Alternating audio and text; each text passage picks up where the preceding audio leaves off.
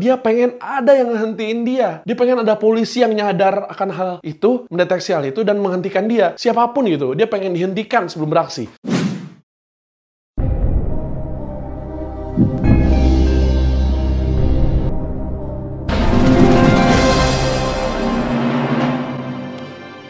Halo.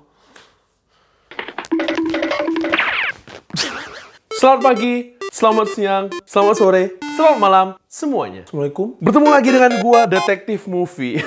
Gua adalah detektif sekarang ya. Gua adalah detektif movie sekarang. Oke, ingat itu ya, penonton sekalian. Makasih banget udah memilih video gua untuk lu tonton dan menemani waktu lu kali ini. Gua harap lu betah jadi penonton setia gua. Silakan duduk. Pokoknya anggap aja kayak rumah sendiri. Tiduran juga gak apa-apa. Sambil dengerin gua asalkan ya. Di video kali ini, gua, Detektif Movie, pengen ungkapin pelaku kejahatan besar yang terjadi di Akihabara, pembunuhan massal yang saat itu membuat heboh seantero Jepang, yang menyebabkan kematian dari tujuh orang yang tak bersalah dan 10 orang terluka. Pembunuhan massal kayak mana tuh, Move? Nih ya, gue kasih tau nih ya. Nih orang ngendarain truk gede di tengah-tengah jalan di Akihabara, yang dimana di situ itu bener-bener rame banget karena lagi Car Free Day. Kayak Car Free Day gitu, hari Minggu. Bayangin aja lah, banyak orang kan. Nah, dia tuh sederetan orang di Akihabara itu mau diterobos, ditabrak itu semua pakai truk sama orang ini. Hanya saja untungnya banyak yang selamat dan sayangnya juga banyak juga yang nggak. Beberapa juga ada yang nggak selamat. Cuma pas truknya entah udah nabrak atau berhenti, sengaja berhenti, dia loncat dan turun dari truk. Terus dia lanjutin dengan nusukin pakai pisau orang-orang yang ada di sekitar situ, yang mau nyelamatin orang yang habis ditabrak itu. Jadi ada orang ngumpul-ngumpul habis mau nyelamatin orang yang habis ditabrak, ditusuk-tusukin pakai pisau. Ngaco banget nih, orang ngaco, kacau, parah. Hingga begitulah cerita singkatnya gimana terjadinya kejadian itu. Kejadian yang sangat menggambarkan Jepang, apalagi itu di tempat yang rame banget. Terkenal di Jepang lagi, Akihabara. Gue sangat pengen ke Akihabara. Nah, siapakah pelakunya? Siapakah pelakunya? Pelakunya adalah dia. Tomohiro Kato. Deng. Apa yang dia lakukan? Motifnya apa? Latar belakang dia apa? Nah, apa, siapa, kapan, di mana, mengapa, dan bagaimananya, mari kita ungkapkan bersama. Putar intronya, putar. Selamat datang, namaku Movie. Duduklah dan dengarkan ceritaku. Akihabara ini suatu tempat yang gue pengen banget datangin suatu hari nanti, kalau itu gue ada sukses tentunya, di masa depan, dan gue punya uang buat pergi ke Jepang. Aduh, sorry. Ya betul, Akihabara itu surganya para wibu dan pecinta teknologi itu. Ternyata tempat itu punya sejarah seram juga yang berhubungan dengan kematian yang terjadi pada tahun 2008 silam. Pertama-tama, gue mau lu dengerin gue baik-baik dan kita akan bahas dulu siapa itu Tomohiro Kato. Gue akan ceritain ke lu latar belakangnya gimana. Latar belakangnya Tomohiro Kato. Minum dulu. Susu.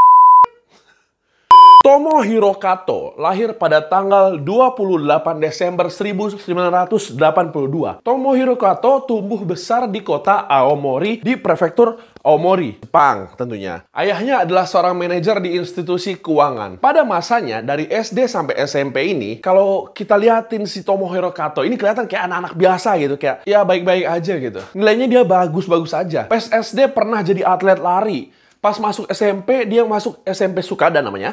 Dan disitu jadi presiden dari klub tenis. Ya kelihatannya seolah-olah hidupnya baik-baik aja. Hingga dia mulai makin berubah parah. Pas masuk SMA, sifatnya jadi lebih kasar dan semacamnya. Dia masuk di SMA elit di kota Aomori, Jepang.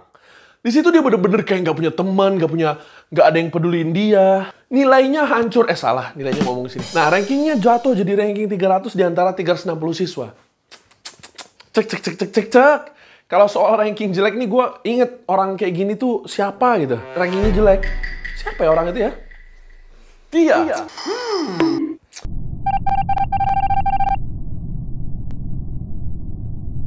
Oke, tapi bedanya, mau dia ranking 300 juga, dia adalah orang yang lulus di SMA bergengsi. Yang katanya orang-orang di SMA itu tuh emang orang-orang berprestasi. Nggak kayak gue. Tapi, setelah lulus SMA, si Tomohiro Kato gagal masuk kuliah yang dia inginkan. Tempat kuliah yang main terkenal banget dan bergengsi juga, Hokkaido University. Abis itu dia ambil gap year 1 tahun buat masuk lagi, buat ujian lagi, tapi nggak masuk juga. Tapi abis itu dia langsung masuk ke kuliahan juga, cuma lebih ke pelatihan otomotif gitu, sifatnya kayak D3, bener-bener kayak SMK. Berarti jadi montir mobil. Bahasa keren Inggrisnya auto mekanik, jadi otomobil kayak Transformers. Berartinya di Nakanihon Automotive College. Jadi itu kayaknya kayak dia D3. Nah, abis itu dia kerja deh jadi montir dengan kontrak sementara. Dan saat bekerja, orang-orang sekitar mengatakan bahwa dia ini adalah seorang yang pekerja keras. Nah, dari sejauh ini lu nggak ngelihat ada yang aneh-aneh amat kan dari orang ini? Sama, gue juga enggak. Hingga ada pengakuannya dari saudaranya Tomohiro Kato sendiri, dan Tomohiro Kato-nya sendiri juga ngaku. Tentunya pengakuan ini terjadi setelah Tomohiro Kato ngelakuin kejahatan dia itu ya. Dimana Tomohiro Kato dan saudaranya ini mengalami siksaan di rumahnya sedari kecil oleh kedua orang tuanya. Tekanan-tekanan yang dimana dia tuh dipaksa harus jadi manusia, jadi anak murid yang perfect gitu, pelajar yang perfect, anak elit yang pinter. Harus jadi seorang pemenang, apa-apa menang, apa-apa nilai bagus. Harus jadi bener-bener kelihatan perfect. Dimana Tomohiro Kato ini sama saudaranya pengen dijadiin bahan buat bangga-banggain ke tetangga, semacamnya sama orang tuanya. Oh iya, ini anak saya di sekolah bergengsi, tempatnya bagus, nilainya bagus. Perfect, sempurna. Ini pokoknya anak saya. Ya kira-kira begitulah. Jadi dia pengen dipamerin itu sama orang lain. Sampai-sampai dia bener-bener ditekan gitu. Kalau nilainya jelek bener-bener dihukum gitu, disiksa semacamnya, ditekan gitulah sama kedua orang tuanya. Kayak beberapa contohnya tuh dia kalau misalnya ortunya ngelihat PR-nya masih salah-salah, belum maksimal, disuruh ngulang. Gue aja kalau misalnya bikin PR terus kalau misalnya gue salah banyak, gue bersyukur orang tua gue kayak menerima gue apa adanya. Gue aja kalau ada PR aja bukan ngulang, gue udah stres banget. Gue bersyukur banget orang tua gue nggak gitu. Disuruh ngulang, ulang-ulang sampai PR-nya benar-benar sempurna demi terlihat sempurna gitu depan gurunya. Ini orang tuanya nyuruh gitu, maksain gitu. Ada juga momen si Kato ini dipaksa makan nasi yang udah jatuh di lantai, kayak diteriak-teriakin suruh makan lantai gitu, makan yang ada di lantai. Atau kalau kata tetangganya rumahnya di Kato, ini debu. Nah, Kato sering beberapa kali kelihatan dipaksa diem di luar gitu saat lagi musim salju yang super dingin. Gue kalau lagi hujan terus dingin di luar aja udah kedinginan kayak bersin-bersin gue. Gimana dia? Dan dia mengingat dia pas SMA-nya nilainya anjlok, rankingnya juga anjlok. Ya, lu tahu sendiri lah, bisa bayangin sendiri lah nasib dia kayak gimana saat itu. Tekanan apa yang dikasih orang tuanya saat itu. Kato juga ternyata dideskripsikan oleh teman-temannya seperti tipikal orang-orang yang wibu gitu, yang hangoutnya di Akihabara, yang otaku gitu, yang kayak wibu pada umumnya. Di sana tuh dia bilang si Kato ini gambarannya dia kalau misalnya ke karaoke dia bakalan milik lagu anime yang disukai. Kalau misalnya ditanya cewek yang disuka Kato apa, Kato suka jawab, Kato suka ngomong, gue cuma suka cewek yang tuh 2 dimensi. Aduh. Oke, kita udah cukup tahu lah ya gambaran dari apa yang terjadi pada hidup Kato sebelum dia melakukan aksi-aksinya itu. Oke, sekarang ikut gua. Oke, sekarang ikut gua. Kita pergi ke zona waktu sekitar hari Minggu, Juni tanggal 8 2008. Saat Tomohiro Kato melakukan aksinya, yang dimana Akihabara sedang ditutup akses mobil dan kendaraan di sana. Saat itu, Kato tahu persis kalau Akihabara lagi gitu. Yang berarti adalah jam-jam yang tepat untuk orang-orang berjalan-jalan ke sana kemari untuk berbelanja, atau melakukan apa aja di Akihabara. Tentunya Tomohiro tahu hal ini dan memanfaatkan momen itu. Pada jam 12.33 siang, terlihat dari kejauhan ada truk yang terlihat berkendara sangat ugal-ugalan yang ternyata adalah Tomohiro Kato yang mengendarai sebuah truk sewaan seberat 2 ton. Wow, 2 ton. Salah satu korban yang selamat bernama Yuasa mengatakan saat itu dia ngira truk-truknya Tomohiro itu adalah orang yang gak pandai berkendara, gak pandai bahasa Inggris. Nah, intinya pengendara yang jelek lah dalam berkendara. Dikiranya gitu. Si Tomohiro Kato dengan truknya menembus lampu merah, pras, mengarah ke orang-orang pejalan kaki yang ada di sana. Usahanya untuk menabrak orang-orang berhasil memakan korban 5 orang. 3 orang meninggal di tempat, 2 orang terluka. Setelah itu truknya berhenti setelah kayak keserempet taksi. Namun, nggak cukup sampai situ. Setelah menabrak orang-orang itu, kan banyak orang-orang yang datengin itu kan kayak, apa nih korban. Banyak orang yang datengin korban abis ditabrak ini. Mereka ini orang-orang yang baik, yang pengen nanganin korbannya si Kato ini. Nah, pas lagi pada ngumpul-ngumpul gitu nih pas lagi ngumpul-ngumpul gitu deket orang yang abis ditabrak, Tomohiro Kato loncat turun dari truknya sambil teriak-teriak. Nah, si Kato ini langsung berlari menusuk pejalan kaki di sana yang dia lihat dan juga yang lagi nyamperin orang-orang yang habis kena tabrak Kato itu. Sembari teriak-teriak gitu, dia tusuk-tusuk. Gitu. Seperti dalam rasa amarah yang sangat. Dan pergi nusuk orang-orang lain juga di sekitar. Orang yang dia tusuk berjumlah sekitar 12 orang. Dan dari 12 orang itu, sekitar 7 orang selamat. Tapi terluka parah. Dan 4 orang meninggal. Hingga akhirnya Tomohiro Kato yang teriak-teriak sambil megang pisau ini, si Tomohiro Kato ini, kepergok sama polisi lagi nusuk seorang wanita yang bernama Maimuto umur 21 tahun. Yang saat itu Maimuto ini lagi kayak nolongin orang tua yang jadi korban tabrakan truknya si Kato. Kasian banget kan. Orang lagi baik-baik nolongin, ditusuk tiba-tiba. Orang lagi nolongin malah jadi korban juga. Ngaco si Tomohiro Kato ini. Pengen mati, jangan bawa-bawa orang lah, please. Oi. Beruntung udah di penjara. Nah, abis itu si Kato ini abis kepergok nusuk perempuan ini, dia dikejar sama polisi dan disudutkan di tempat yang sempit. Akhirnya, hingga akhirnya si polisi nodong pistol ke Tomohiro Kato hingga dia pun akhirnya menyerah dan menjatuhkan pisaunya ke lantai. Sambil bilang kalau dia udah capek hidup, saya udah capek hidup. Kayak gitu semacam itu, sambil lemes banget. Polisi nerjang dia, dijatuhin ke bawah. Nah, ditangkap oleh polisi pada jam 12.35. 2 menit dari pas kelihatan truk dan berjarak 170 meter jauhnya dari si truk itu. Oke.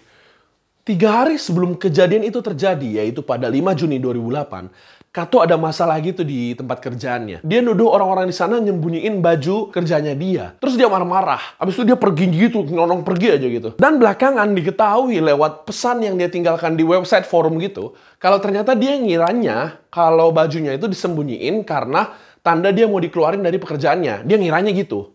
Diketahui juga kalau Kato ini seorang pekerja keras di tempat dia bekerja di situ. Walau dia cuma pegawai kontrak sementara.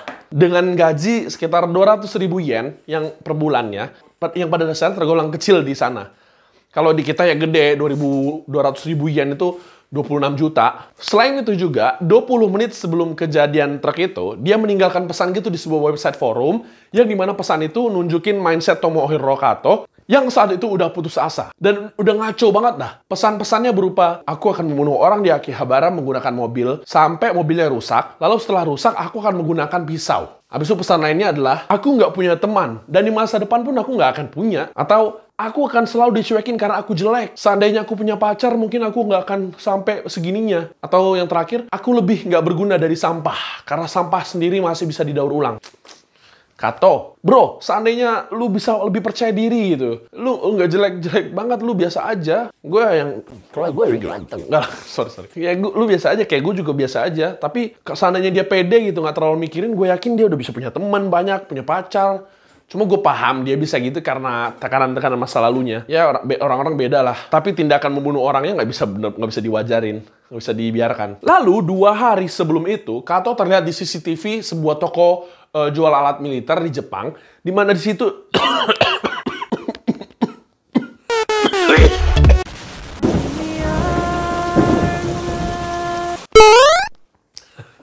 Dimana di situ dia membeli pisau yang akan dia gunakan. Kelihatan juga di CCTV itu dia lagi bercanda dan ngobrol-ngobrol sama tukang jaga tokonya sambil kayak nunjukin bercanda gitu, kalau nunjukin gerakan-gerakan nusuk orang gitulah, kayak gini-gini gitulah. Dia nunjukin gitulah. Setelah ditanya-tanya oleh pihak kepolisian, dikatakan kalau Kato melakukan itu untuk melepaskan amarah yang udah lama dia bendung dari lama dan ingin menunjukkan kepada orang-orang yang udah pernah ngebully dia, nekan dia, kalau ini adalah konsekuensi dari semua itu, ditujukan untuk semua yang menyiksa dia, termasuk orang-orang yang ada di forum internet yang dimana Kato termasuk di situ. Sebelum melakukan aksi itu, si Kato ini udah mikirin semuanya. Dia udah hapus semua kontak-kontak yang ada di HP-nya.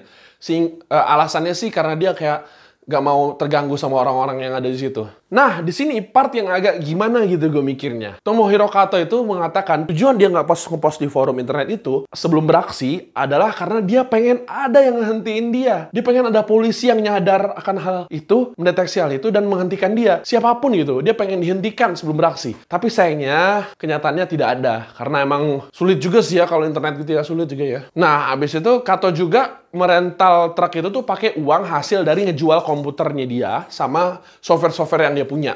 Ya, untuk sewa truk itu. Setelah proses persidangan yang panjang, akhirnya pada tahun 2011 Maret tanggal 24, Tomohiro Kato dijatuhi hukuman mati. Hukuman digantung. Sempat pengacaranya Kato tuh mengatakan kalau Tomohiro Kato tuh dalam keadaan sakit jiwa atau tidak baik mentalnya, dalam keadaan penyakit mental.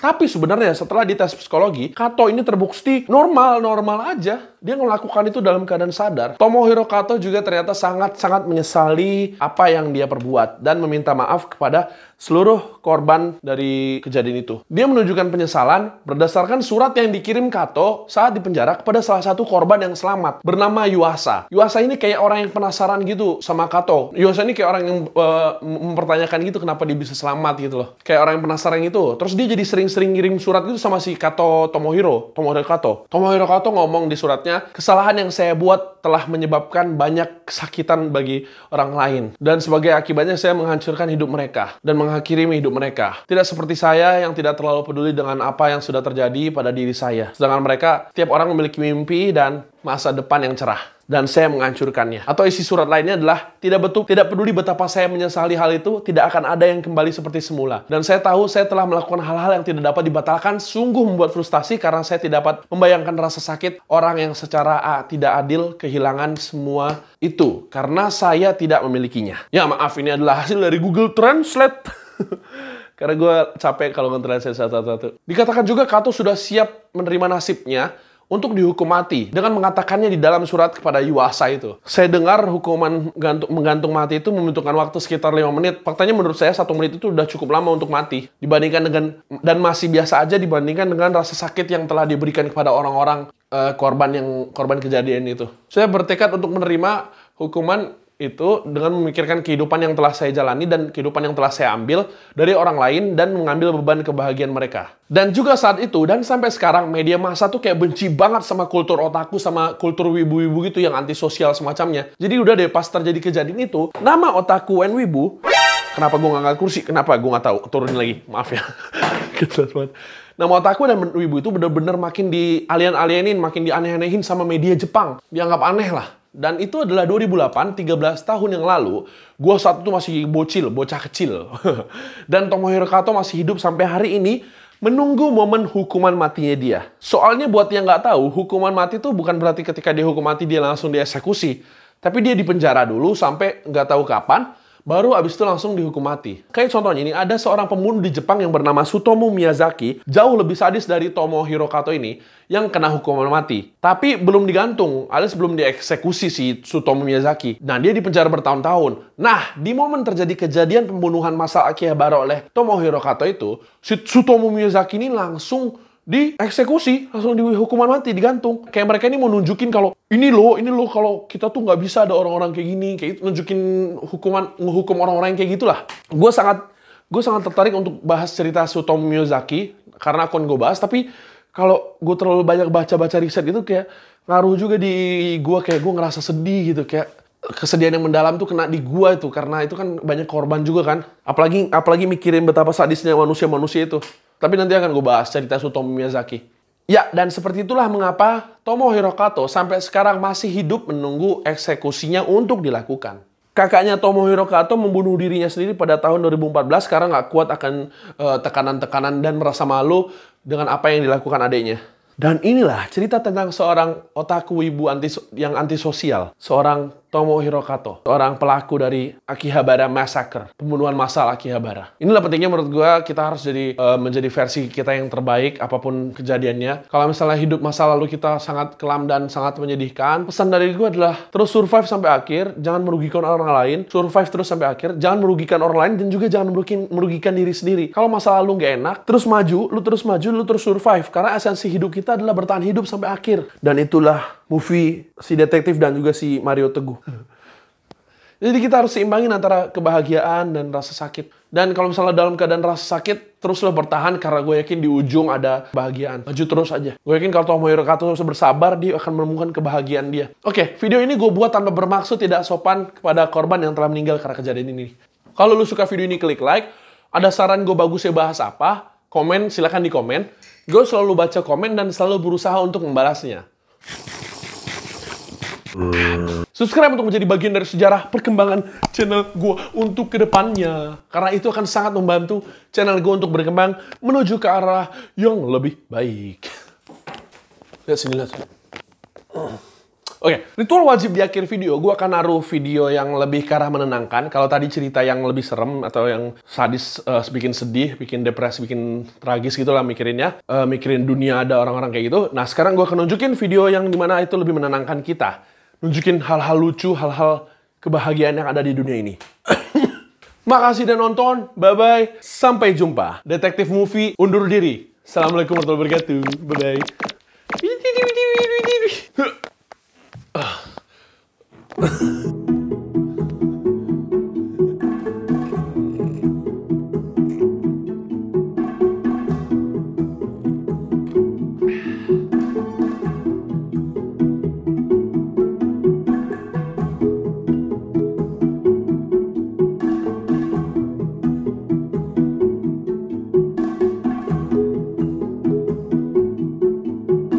Ada kasus yang perlu diungkapkan, dipecahkan, serahkan semua ke Detektif Movie.